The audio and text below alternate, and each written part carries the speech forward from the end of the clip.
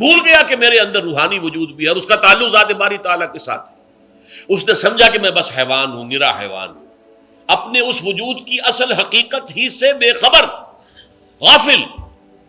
چنانچہ آج کے دور کا سب سے بڑا المیہ کیا ہے؟ ڈارون کے نظریے کے جو اثرات پیدا ہوئے ہماری معاشرت پر، ہماری سوچ پر، ہمارے فکر پر، ہمارے فلسفے پر، ہماری سوشولوجی پر، وہ کیا ہے کہ ہم بھی نرے حیوان ہیں۔ اللہ اللہ خیر سبیل۔ یہ سب سے بڑی محرومی ہے اس دور کی کہ انسان اپنے اصل شرف سے خود ہی مستعفی ہو گیا۔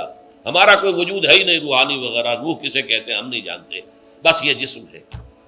ہم اللہ کو نہیں جانتے کون ہے کون نہیں ہے، ہوگا ہم تو اس کائنات کو جانتے ہیں۔ ہم روح سے واقف نہیں، ہم تو اپنے جسم کو واقف۔ آخرت سے ہمیں کچھ پتہ نہیں، شاید ہو شاید نہ ہو، کچھ پتہ نہیں، لیکن یہ زندگی تو ہے، اسے ہم جانتے ہیں۔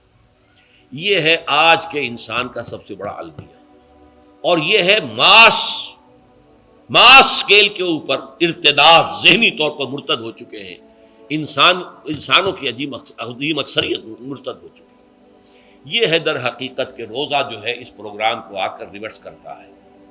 دن میں کھانے پینے، جنسی تقاضے پر پابندی، وہ وجود حیوانی کا وزن کچھ کم ہے، روح جو دبی ہوئی تھی یا سسک رہی تھی یا بے ہوش تھی یا نیند مردہ تھی، اسے کچھ ریلیف ملا۔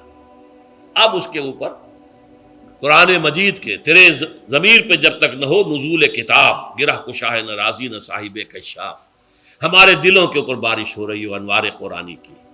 وہ ظاہر بات ہے کہ بغیر سمجھے تو نہیں ہوگی بارش، وہ تو آپ کچھ سمجھ رہے ہوں گے تو بارش ہوگی، ورنہ تو یہ ہے کہ ٹھیک ہے میں پہلے بھی عرض کر چکا ہوں، آپ کو ثواب تو ملے گا، لیکن یہ ہے کہ وہ اصل مقصد